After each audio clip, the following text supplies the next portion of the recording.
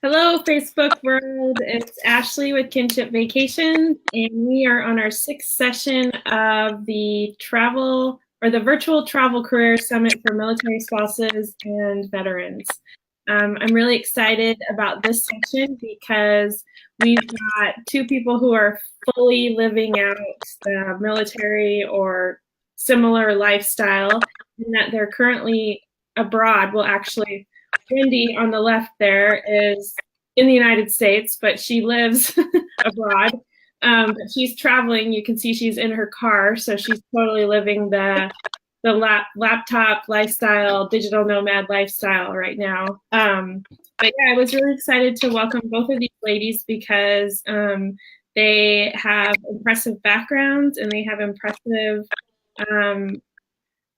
burgeoning businesses in the travel industry, and they have very important ties to the military community and or similar lifestyle like the military community. So first of all, on the left there, I'm just going to show her name so you can see it, is Wendy Livingston-Guth. Is it Guth, Wendy? That's exactly right. Yeah. Okay. She currently is living in Guantanamo Bay, Cuba. Her husband works there, and he's a veteran, and they've got their two kids, and she's got a long career in event planning, and right now she's developing and in the process of creating a whole new travel business concept, and she has a lifestyle brand that she's sharing as well. So I'm sure she can explain it a lot better than me. And then in the middle, we've got Maggie Hainstock. And she is currently living in Germany, where first of all, she's a veteran. She's a Navy veteran. Her husband's also a veteran, and they're living in Germany where he's working with the government there. And she's got a young child. And she's got a really cool business concept that she has very clearly identified a special niche. She is a beer sommelier, and I love how she says it. She's like, yes, that's a real thing. Yeah. And she does amazing beer travel, and where better to do that than Germany, the heart of Europe. So I'm really excited to welcome them, and we're going to talk a little bit about the challenges and opportunities that they've overcome and taken advantage of as a result of living overseas, how they've utilized the skills that they've learned through their military lifestyle, and we're going to talk some more about their business. So just for administrative notes for everyone watching, if you have any questions, please type them in the comments bar. And just so you know, if you have to come and go during the broadcast, that's okay. This recording will stay in this group. And I'll also post it on the Kinship Vacations YouTube channel. And following this broadcast, I'll provide you with the information of these two ladies, their businesses, so that you can follow them. I highly encourage you to do that. Trying to think if there's anything else. Not off the top of my head. So without further ado, let's get right into the excitement and stop talking as much. So if you ladies wouldn't mind, please introduce yourself and your company. Maybe tell us a little bit about your background, how you got to the point where you are, what connection you have to the military, and of course, tell us about your business. Go ahead, Wendy. Oh, okay. So hi, yes, I'm Wendy Guth, and with Rebel on the Go, a transformational travel community. So I am a little bit different than that. I'm going the travel out like a membership group, and I develop product services and sell travel through that. And my background is I spent over 30 years in Washington, D.C. As a meeting planner for a number of associations. And then about 20 years ago, I picked up a side hustle. So I've been an entrepreneur for a while, but a side hustle, also doing meetings primarily for radio. And I'm a bit different in that I came into the military lifestyle fairly late. My husband and I have been married about a year now. And so, and we got married. He was actually in Guam, came back from Guam, and we moved to Gitmo. Wow. So this is, yeah. So, and we've been in Gitmo, let's see, about almost a year now, and we will probably be there 2 more. So it's an interesting experience, and he's a retired Army officer who now works for. So, oh, in my business, yeah. So, I primarily work, I primarily work with women, and I in travel planning for group travel, and I consider transformation from, well, it actually is anything that a woman wants to be transformational. We can work together to make that. So that's great. And I just want to just clarify a couple of things she said, because I think she might be cutting in and out a little bit audio-wise. But some of the things she was saying that she does transformational trips for women, whatever that means in terms of transformation for them. And I think that was the main thing. But we'll do the best we can. I know you're in a car, so it's all right. But yeah, she's a perfect example of just like, she just got into this military lifestyle type of thing. I mean, her husband's not technically military now, but she lives on a military base, essentially, and she's not, crying about her new life and new lifestyle. She's making the best out of it. So she just jumped right in and is getting baptized by fire. So that's quite the way to do it. Yeah. How about you, Maggie? Yes, I'm Maggie Hainstock Kubler. Kubler's my married name. You can find me on Facebook, either one of those names, really. It's handy because it's very confusing. But yeah, I live in Wiesbaden, Germany. I'm a Navy veteran. That's my connection to the military, but also my husband's a Marine Corps veteran. My brother's a Marine Corps veteran. Another one of my brothers is a Navy veteran. So there was a whole bunch of us that didn't know what we were going to do after we graduated. So we joined the military, and now I've been living that lifestyle. And yeah, so my husband now is a government civilian, but we pretty much still live the same military lifestyle. I live, as I mentioned, I lived here in Germany now, but we just moved here from England. I spent 5 years in the UK right before we came here, so I've been overseas quite a while now. So my business is called Unfiltered Journeys. I'm, as has been stated, I'm an accredited beer sommelier, so I'm a professional beer drinker. And it's a pretty good gig to have, but actually what is most fascinating to me about beer is not so much about drinking it. It's just it's a really fascinating culture, and having lived over here in Europe for so long, you get to find out more about beer culture than you do just about what's inside the bottle.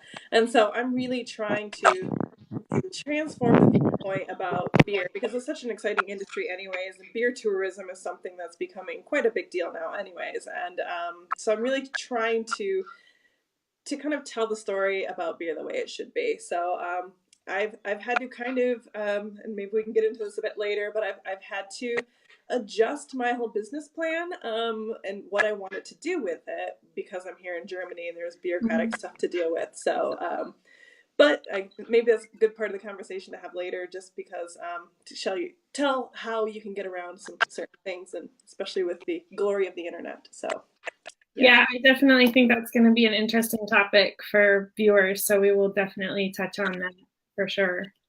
But yeah, I mean, my husband brews beer at home, so he would love to take one of your tours for sure.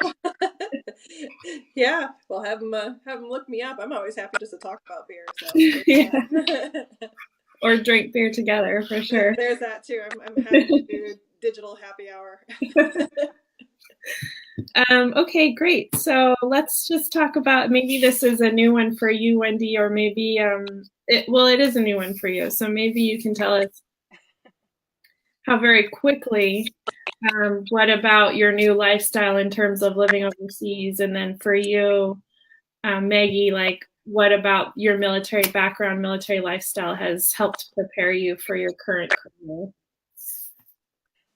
Well, I can definitely say that my business plan actually did change once we got to Guantanamo Bay. I realized that initially I was doing a lot of meetings and needing to actually travel and be on site. Mm-hmm. That wasn't necessarily feasible. Trying to fly Space A anywhere and guarantee to get there was just not an option.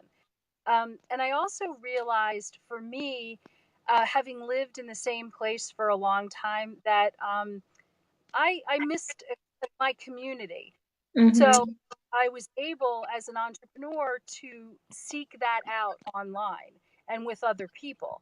And I think that has been really helpful for me and my business to if there's holes, you just kind of learn to fill them. It's definitely been online. That's really good that you learned that lesson so quickly. I mean, it's taken me, I've been married to my husband for 10 years. I feel like I'm just now learning that you have to be proactive in finding a community. Otherwise, you'll just be lonely all the time with this lifestyle. So good for you for learning it so quickly. Well, I think that because I had it living in Maryland, that when I realized what I was missing, but the fantastic thing now is with the way the internet is and the way Facebook groups, it's really easy to find your niche and to find your community than I guess it has been in the past. Yeah, thank goodness for the technology that we have. What about you, Maggie? So as far as what the military lifestyle did for me, preparing for this career, well, number one, it's kind of helped me see the world, and to really kind of, I've become very intimately connected to, well, Europe in general, which serves me well, and then the career path that I've chosen. I actually chose beer before we went to England, but that was a lucky choice, I suppose. It could have been sunshine I chose, and then we went to England. So, yeah. But because of the lifestyle that we lead, where we travel or we move quite often, but then we've been very fortunate to end up in these really amazing locales, and we just become very intimately connected to it. And then you know it better than any. I mean, mm-hmm. You see a place through the eyes that a local wouldn't even.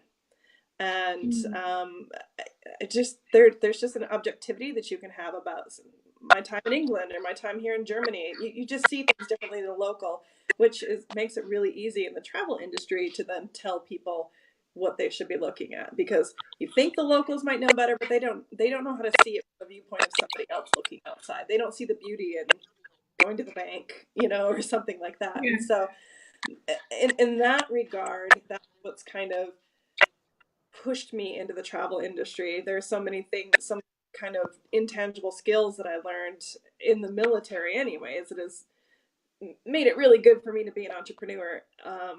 And really, just basically right down to just get on with it, just do it, just push, just go, so really in the end, we're talking about beer here. So, you just make the decision to move on with it. And so I don't think I would have been that kind of, let's just do it. If you come up with a plan, move forward, you'll be successful. And if not, just regroup, figure it out. So yeah, I know, reflecting on myself before my military days, there's no way I would have been like that. So yeah, I think that you make a really good point too about how when you're stationed in the military, you're only going to live there for maybe a year, 3 years, or whatever. So you make a point to explore the area, and as a local, like remember living in Seattle and I never went to the Space Needle, and I'd have people come visit me and they'd be like, "You haven't been to the Space Needle?" Like, no. So you do actually take advantage of what is special about that area when you're only living there, but you have the time to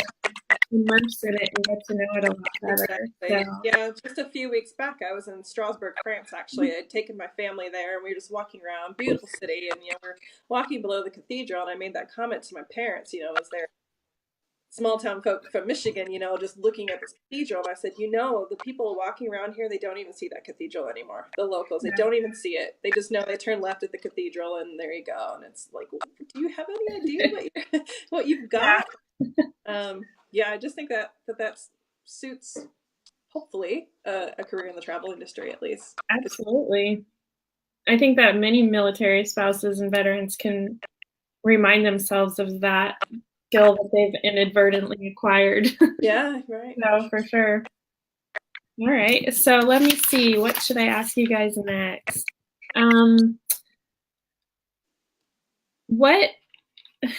Why did you decide to take your career into your own hands and become an entrepreneur? Like, what was there an event, or were there multiple things, multiple factors? What prompted you to go into that path? Okay. So after 30 years, there were a couple things. The meetings industry, I had felt was not as exciting as it once was. Now, that's not to say the travel industry hasn't always been exciting. It has. But the meetings industry with your typical meeting rooms and PowerPoint presentations and things like that, that definitely got. And when, even though I worked for associations, it's still similar to the corporate world, and they like to play it safe. And I will say that having my husband's job gave me a lot of opportunities to say, okay, I can throw everything to the wind and just try. So I was very fortunate. And I kind of decided if I never work for another person again, I'd be happy. So I learned, yeah. And so now it's I'm, and also entrepreneurs we work at a much faster pace. If something doesn't work, you pivot. If, you don't wait years to see if something's going to go right or go wrong or whatever. You can almost on a dime make changes and make decisions, and that's a really nice thing. And I can say that I like so much better than than working for the same organizations doing the same things, and in some cases making the same mistakes just because no one's willing to change. Yeah, I think that I would agree that that's probably a common belief among entrepreneurs as well. And can you just bring people up to speed who may not really know about the meetings industry? Like, what does that mean that you worked in meetings?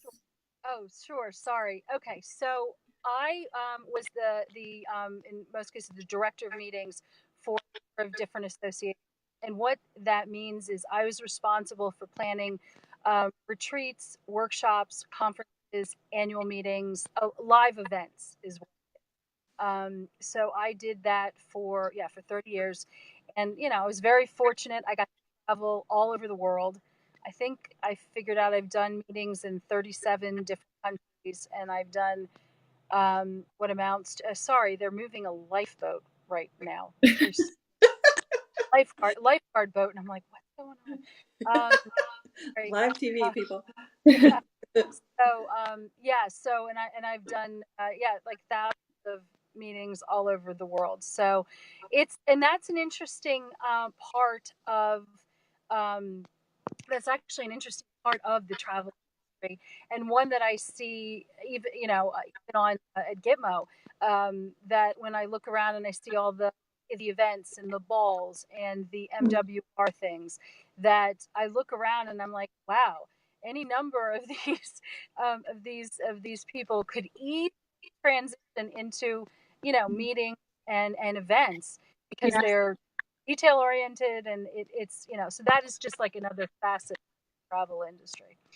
Yeah, and it's a big part of the travel industry. And I hear this too from a lot of travel entrepreneurs who have been in it for a long time. They do a certain specialty, and then after a while, it's just not as interesting to them anymore. So sometimes they'll pivot to a new specialty. A lot of people that do romance travel, for example, especially if they're doing destination weddings, that's really, it can be stressful work. And even though there's a lot of reward and joy in putting together someone's wedding, people can, sometimes they get burnt out and then they end up changing their focus to something totally different. So, but that's the beauty about the travel industry, is you can really do anything with it. The world is literally your oyster, because you could just go anywhere in the world with it. So, well, it's not literally your oyster, it's still figuratively your oyster, but you get what I'm saying. So, what about you, Maggie? So I decided to take my career into my own hands for a number of reasons. One, because of the ever elusive dream of working for myself, don't want to answer to anybody, all of those kind of things. I was also really, my father worked for the state, my husband works for the government. I was in the military. One of my other past lives, I was a French teacher. So I kind of always had somebody telling me how much money I was going to make, and that was how much money we were going to make. My husband got a, his 2% raise on the, after the new year, whatever. And that just kind of, and I just kind of thought, well, actually I want to take more control of my financial destiny, and just kind of see what I can't do on my own. But then also, it was just kind of a necessity. I wanted a career. I'm a veteran. I have degrees. I'm a teacher, but now I'm a trailing spouse. And so it's kind of like, I had to make it work. I can't, I had to do something. And as a spouse, or somebody, who, I'm in the very fortunate position that my husband has a great job, and I'm able to sit over here and just figure out this whole entrepreneurship thing, and still have a roof over my head. But really, it just became a fact of necessity of, if I want a career, I'm going to have to start it on my own. So, Yeah. Because I pick up and move every few years, or. Yeah, it sounds a lot like me. Yeah. I mean, we're both veterans, and we both, I guess, decided that we wanted something other than, I don't know. I want my husband to have his career, and I want him to be happy and do what he loves, and I'm fully supportive of that. But I also want to have a career too. For sure. So, exactly. Yeah. Exactly. Yeah. Okay, so with that, like, what do you like about entrepreneurship, and conversely, what do you struggle with in terms of entrepreneurship? Okay. Oh wow, the flexibility. There's no question. That is, I mean, it's a double-edged sword, because with flexibility, it means you still have to get the work done. It just means, yeah. And I've recently started homeschooling my kids, so that means that I have to adjust, everything from when I can schedule calls to when I do planning, but I am very fortunate that I have that flexibility, and it allows me to, also give my husband the time that they need, without really sacrificing anything for myself. But as I said, the flip side to that is the work still needs to get done. Also, I didn't necessarily realize this when I initially started the whole entrepreneurial path, is that I don't have to dream of being the next travel Tony Robbins or something, along those lines. I'm not looking to make $1 billion. I have a life, as Ashley said, I have a lifestyle business that allows me to fill my needs. And so it allows me to serve my clients and also fulfill my needs. The thought of never working just is not something I do. So, but it allows me to fulfill what I want without having, I don't stress about, am I going to make $1 billion? Am I going to make $1 billion? And I think that most of the time, or at least I'd always thought, when you think of entrepreneurs, you think of wanting to it's about money. Nope, nope, nope, not all about money. It's, obviously you have goals, you want to reach them, but it doesn't have to be work 20 hours a day, 7 days a week, or things like that. That initially I had really thought that was what was in the cards. So, yeah, so a long-winded answer is flexibility. I mean, I find that too, like when I'm traveling for work, or even when I'm not traveling for work, somehow my vacations end up being about work. Like I'm like, oh, I'm staying at this hotel, I better document everything that I see. So like, so I've started to change my mindset when I'm traveling. If I'm traveling for work, then I'm traveling for work. But if I'm taking a vacation, then I'm trying to be just fully present. And, I'm changing things about my personal business to help make sure the ship stays afloat while I'm gone. But I do agree that as an entrepreneur, maybe especially in the travel business, it can be difficult in terms of making sure that flexibility still has boundaries and there's some balance to your life. Mm-hmm. Yeah. Yes. That's very true.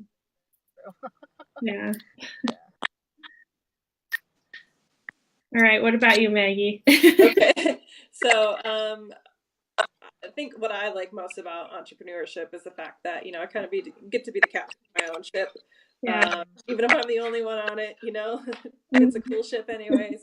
And there's a creativity behind it too. I feel it's like, it's just, I feel like it's something I'm just molding it all with my hands, and it's just creative, and kind of every idea I get to implement, and it may fail, it may not, but I get to come up with all the ideas and just see what can come out of it. And that's really exciting. And, and I've also found that, this journey, my path to entrepreneurship is probably one of the most intense personal development things that you ever go through. You learn so much about yourself. And I just feel like I've found what my weaknesses are, what my strengths are. And I think that just makes the successes that much more exciting. It's kind of like, this is the whole me, I'm really unmotivated in the mornings, and that's my weakness, but man, I will be up until 2 a.m. finishing it. So it's, I'm trying to work on that, but on the same token, it's kind of like the whole me makes a success. And that's really, really rewarding to me. But the thing that I struggle with the most is, well, with somebody with a military background, the fact that there is no instruction manual and there is no telling me what to do. I float a little bit out there, and I don't think I'm very efficient with my time, and definitely have some things I could be working out with that. So that's what I do struggle with as a veteran. And loneliness too. As a solopreneur, it's really difficult to, oh my gosh, I've left my house in 2 days, and you don't realize it. And so I try really hard to be involved in groups. Thank you so much for this opportunity today, because I get to talk to people. Yeah. And, just be involved in Facebook groups, and even like the Rising Tides. We have a chapter here in Wiesbaden, so I make sure, we just had our meeting last night, and I make sure I go to those. And you make friends that way, and you bounce things off of other people, and then you're just not so alone. So that is the biggest thing, is being alone and nobody telling you what to do. Yeah, I can definitely identify with all of those points, because I have noticed as an entrepreneur, it's not just like the way you described it, how the whole you comes out. It's also the real you, because especially having been a veteran, you have to adjust to the way that they want you to be, basically, in order to succeed. Exactly. And so kind of breaking out of that mold and allowing the real yes to flourish. And it has been an interesting transformation as well. Mm-hmm. And then in terms of being lonely, I get it. I just decided that I'm going to start doing, like, once a week, I'm going to go to a coffee shop or something and just work. So at least I'm outside of my house. And probably once a month or once every 2 months, I'm going to do like a little work retreat where I go to like a hotel. This is probably not going to help with the loneliness, but go to like a hotel not too far away and spend a weekend by myself. I'm going to tell my husband you said I could do that, because that's yeah, because I want to crank out some work, because working from home, it's very it can be difficult. Sure. I'll just get that load of laundry in, or the postman comes. Yes, exactly. There's so many distractions. Yeah, and I'm going to use it as an opportunity to check out different properties. So why not? Yeah, and it's a write-off. Exactly, it's a tax write-off. So, all right, those are great. Those are great, helpful answers, and I think a lot of people can probably identify with what you've both said. So I want to know if you guys could both fast forward 1 year from now and then 5 years from now, what do you envision for yourself and your business? Well, for me, probably the location will change. Well, 1 year I will still be in Guantanamo Bay, and I am looking to have built my community, hopefully in a year, to about 1,000 people. Mm-hmm. And that part of that would mean I plan not only their group travel, but also able to execute some group travel that I have, which, like when you talk about going to hotels, I want to be able to do like a quarterly planning retreat with other people that I can, so I'd like to, if I want to float, let's go on a cruise, let's go somewhere. I could find 10 people easily who want to go along. Sign me up. Definitely. And after 5 years down the road, I'm not looking for much different. I'm looking to to me it's the quality, quantity, and having worked in the association world, I learned early on that it's easier to retain your members than to recruit them. Mm-hmm. So even 5 years down the road, I'm not looking to have, I don't know, 30,000 people in a group, something like that.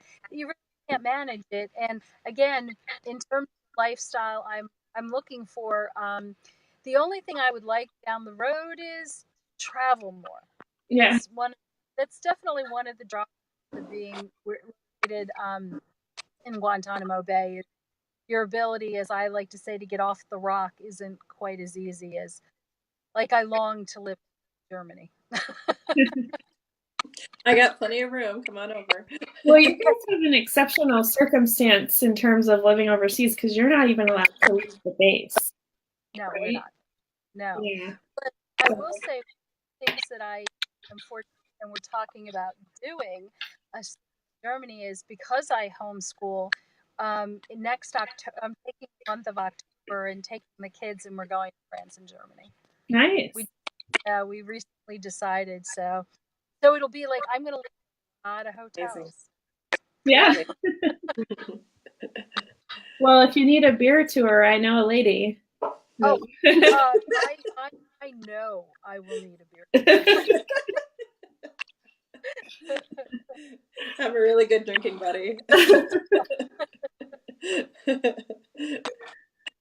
Where do you see yourself in a year in the business, in 5 years? Well, me? Oh, sorry. Yeah. No, I'm talking to you. Okay, all right. So a year from now, so I am due to launch here soon. I'm very new to this build. I've been developing it for quite a while. I've had to pivot a couple of times because of German bureaucracy and things like that. So I'm actually due to launch hopefully next week. I know. So I am working quite digitally with my business, just to kind of avoid getting permits and licensing and all these expenses that I don't really care to invest in, because I'm not in Germany for the long term. So excuse me, I just got dark here because my monitor shut off on me. There we go.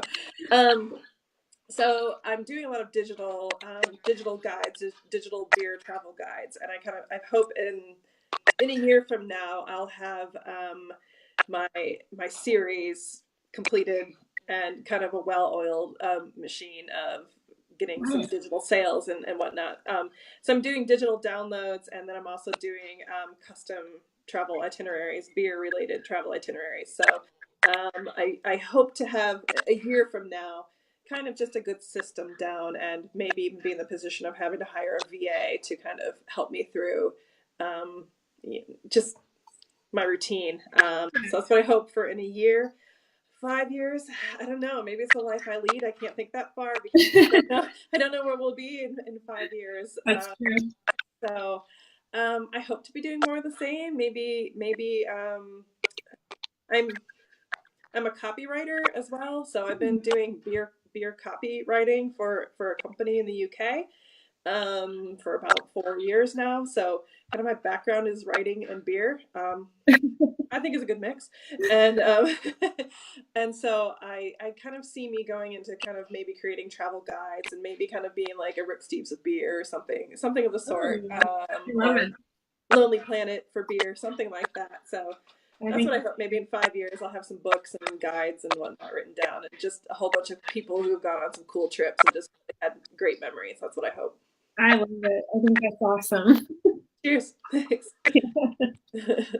I think I fully believe you guys both can accomplish both of what you want. I know, because you're already surrounding yourself with a supportive community, and you're like a lot of travel entrepreneurs, like constantly learning and constantly improving, and yeah, I think it's awesome. Okay, so I have a curious question before I try to get more into the nuts and bolts of how you're doing this overseas. If you could live anywhere for a year without regard to like cost, like say you had unlimited resources and you didn't have to worry about leaving family or bringing them, you could do either, whatever you prefer, where would you move to for a year? Oh my goodness. We would live in Germany. You live in Germany? We would live somewhere in Bavaria. There's no question. Okay. It's the gateway to get all, and I have a lot of au pairs who are German, so it's like living with family, being able to drive everywhere. I'm ready.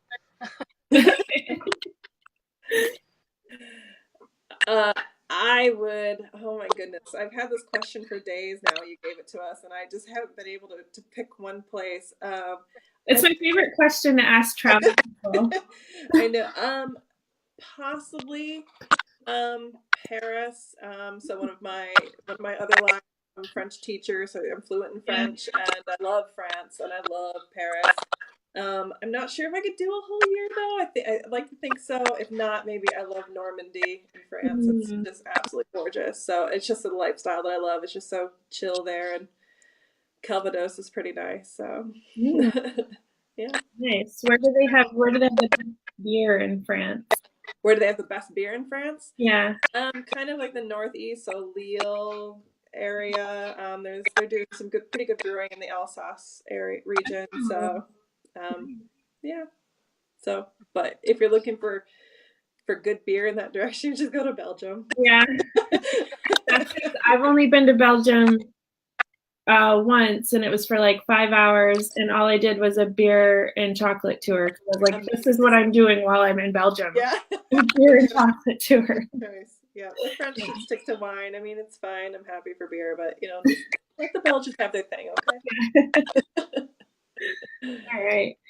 Okay, so I do want to talk a little bit about sort of the nuts and bolts of what it's like working overseas, starting your own business. So if you guys could talk a little bit about, because I have heard some objections from military spouses that, like, I've heard someone say that they weren't allowed to work anywhere unless it was a job that was on the base, like a real job, like they weren't allowed.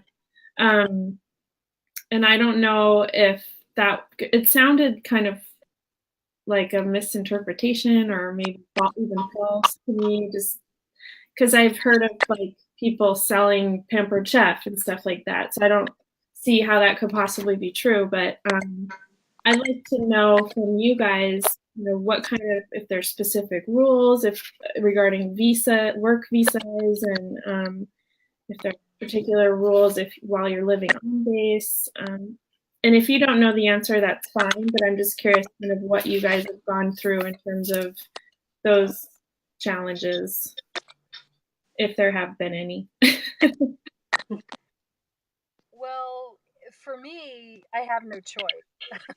Yeah.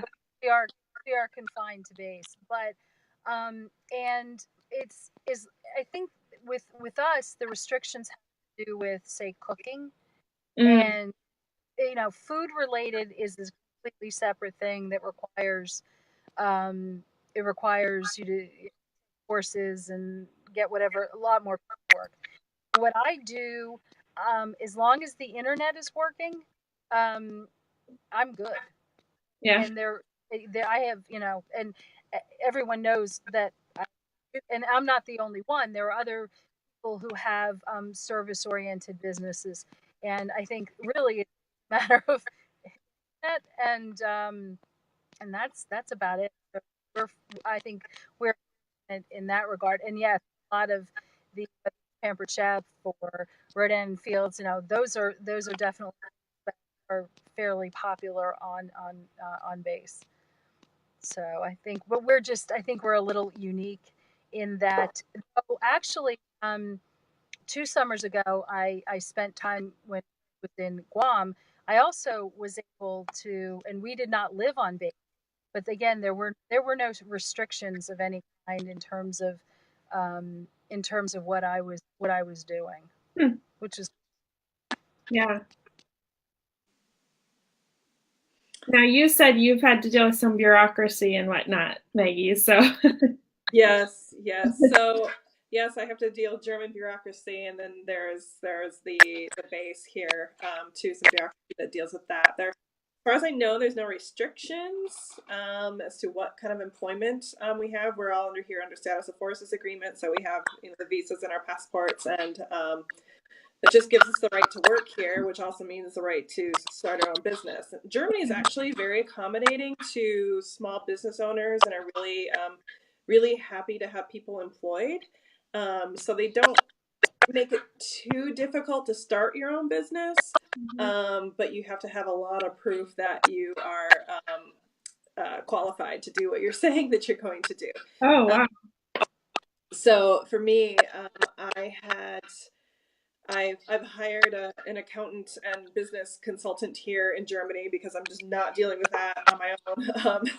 Mm, So he, in explaining what I'm going to do, put me down as a travel agent. So then I took my happy little piece of paper to the Bürger Bureau here in town, which is like town hall where you go register, and they told me, well, no, you have to go through this whole nother certification process to be a travel agent. oh, geez. Well, in what I explained what I was doing, I don't think I'm a travel agent in the traditional sense. So, Mhm. but they said I was. So I was not about to register as a travel agent here in Germany. So I've had to kind of pivot my whole business plan. And I would have to do things like do criminal background investigation and all these kind of things. And I'm like, I'm just trying to tell people where to go find good beer, like why, you Yeah. know? So I've had some bureaucratic issues with that in that regard, but actually I've kind of meandered my way into something that suits me much better. Anyways, as far as base, they're really accommodating as well to having people start their own businesses. We have there's a Facebook group we're pretty active in, just home-based business Wiesbaden, and we're just a bunch of us trying to start our own businesses and kind of work through the policy through base. There's a packet we have to do. We have to submit a business plan, and we have to prove that we got our Steuernummer, which is like the tax ID number here. We have to prove that we've gotten it, and then it goes through a process. AFES has to say yes, they're not in competition with us. MWR says they're not in competition with us, so we have to get all that signed off. But it's a paperwork drill, really. So it takes a while, and you have to hire a translator to go down with you to sprechen the Deutsch when because that's a little above my capability. Some of these things, so you find a way around it. But just kind of asking questions in groups and we have everybody from pampered chef people to massage therapists. There's makeup artists. There's, oh my goodness, occupational therapists. There's lots of speech pathologists. There's lots of people running their own businesses here, and I haven't seen there's really been much of trying to figure out German bureaucracy that will inhibit you from having business overseas. Okay. And for the business consultant that you hired, is that an American that's there? Like, how does he's German? He's a German, so who speaks English. So pretty much all of us go to him, and so he just he's not a business consultant in as much. Really, he just kind of tells us how to get through the German system, because it's even a bit of. It was even quite complicated just to come up with the name of what I am. And even Germans themselves, and they're like, we have to think real hard about what to put down on your paper. So without him, I wouldn't have been able to. That's true. They do have very obscure, like they have certain words that are like 70 characters long. Yes. That's something that's like, when you walk in the forest happily, but also sadly, like those. So maybe that has something to do with it. I think so. Yeah, they seem to have to go through the dictionary themselves just to make sure they put down the right words. So yeah, it's you find a way. You find a way. If you want it bad enough, you find a way. Well, that's really. It looks like Wendy got booted off or something. Yes, she just sent us a message. Pull her back up. All right, when she comes back in, I'll patch her back in. So then in terms of the travel agent, is it like a German travel agent certification? Like, would you have to take a class, like a German class? Yes, I would have to go through a whole process to get certified, I guess, prove that I think they're really worried about people, putting people on buses and just like dropping them off in the middle of the field somewhere, or they're really worried about people making hotel bookings for people and then they just take the money and run. So there's a lot of hoops to go through to prove that you're a good person. Yeah. So I've heard that European countries do regulate their travel agents, and like I know in China, for example, cruise lines, for instance, can't sell directly to consumers. They have to go through travel agencies to purchase their cruise. Right. So yeah, it just depends on where you live. But does it matter that you're probably selling to American citizens, not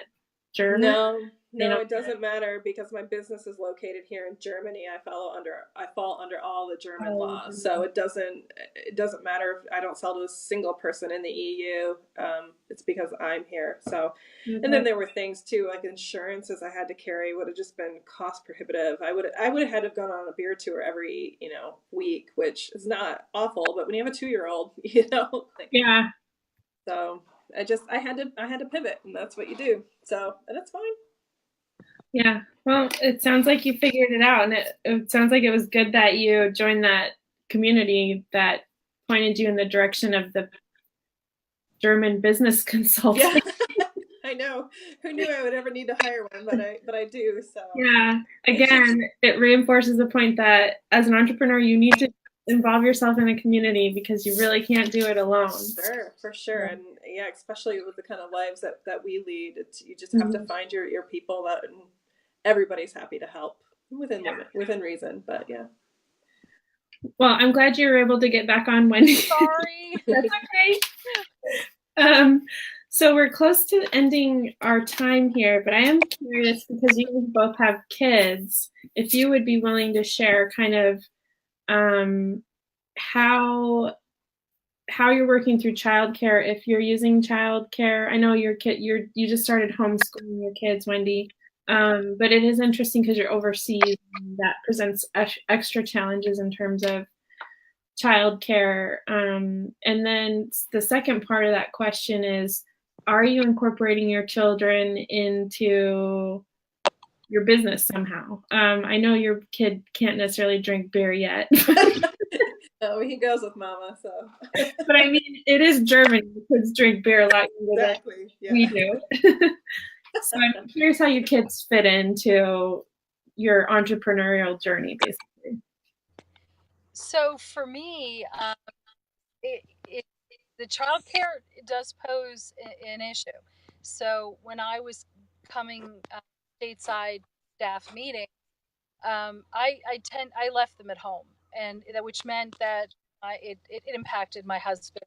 Now they're, of course, they're 11, almost 12, so they're older. Though what I found really interesting on base is they stick to, if your child is X age, they can only be home alone X amount of time, things like that. So when they were in school, and then we are very fortunate on base, we have a teen center that they could then go directly to. So we were lucky it didn't have too much of an impact.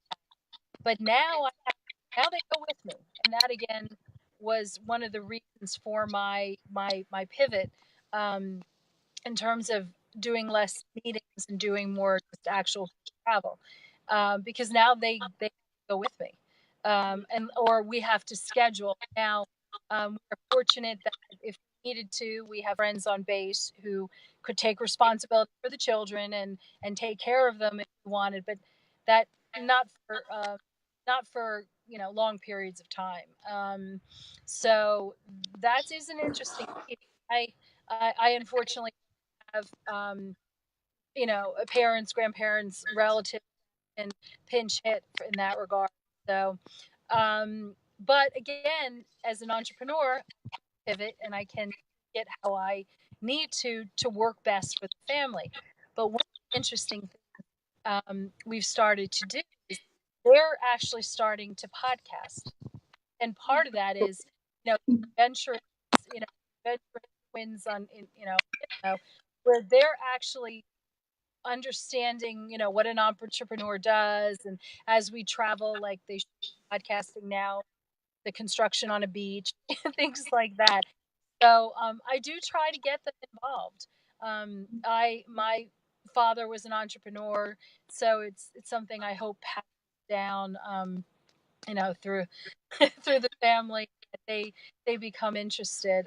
But I do definitely try to get as involved as I can. They're getting very, like things like and and they love to look up, you know, countries and destinations and things like that.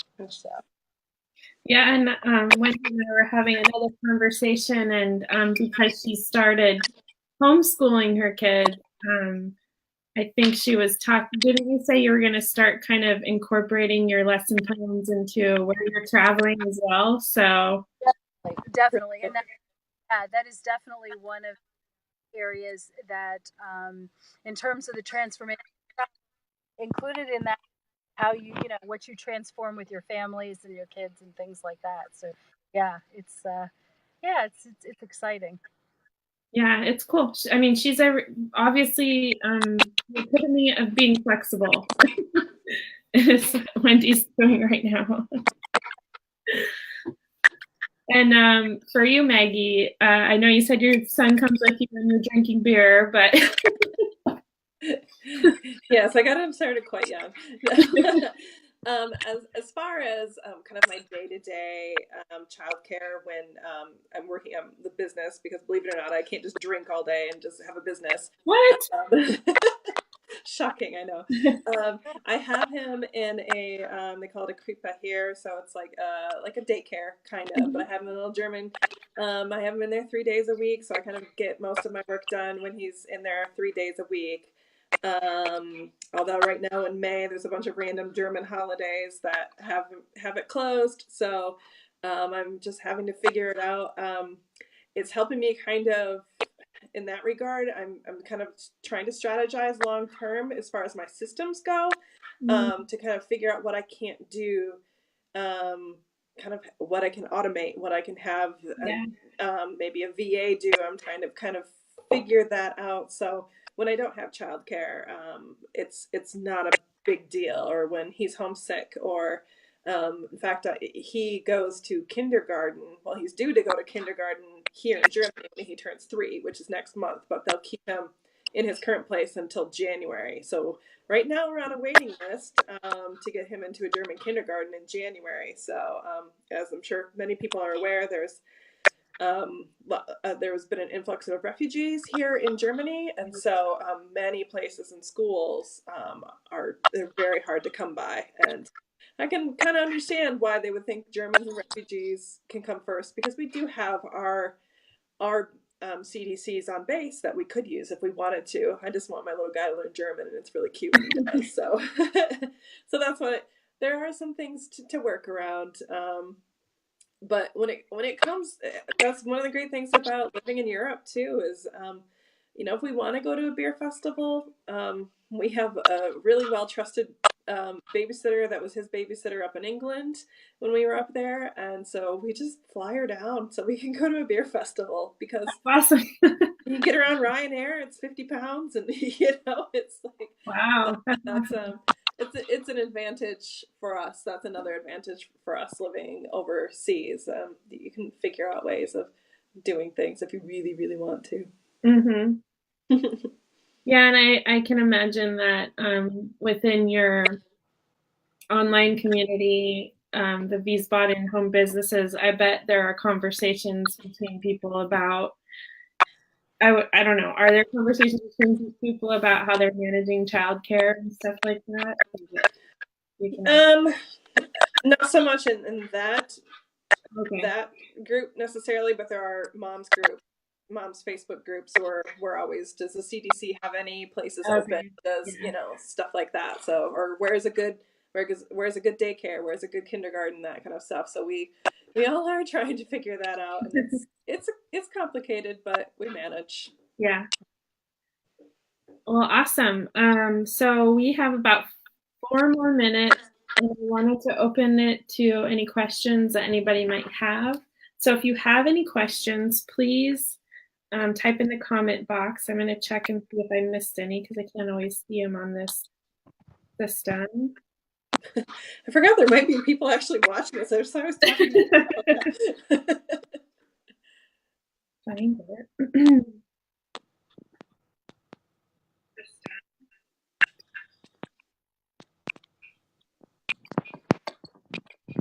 But in the meantime, while I'm trying to figure this out, the parting wisdom to anybody who wants to be military spouses or veterans or people of that type of lifestyle, can you share one piece of advice about whoever, when they're start over. If you had one piece of advice for that community about trying to figure out what to do next with their career, what would you say to them?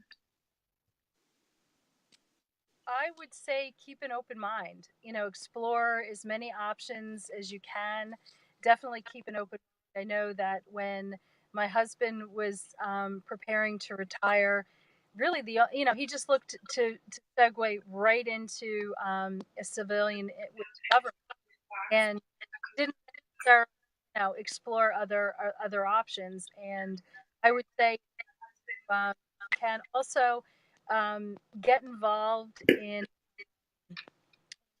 groups like the online group. If you're looking to get into travel, gift is a gift, a huge gift. Also, I have like a mastermind group. We're not necessarily, I'm the only one in travel, but there are 6 of us, and we meet weekly. And, it's having the opportunity to bounce ideas off people. For me, that's been a really tremendous boost, both in terms of my business and personally.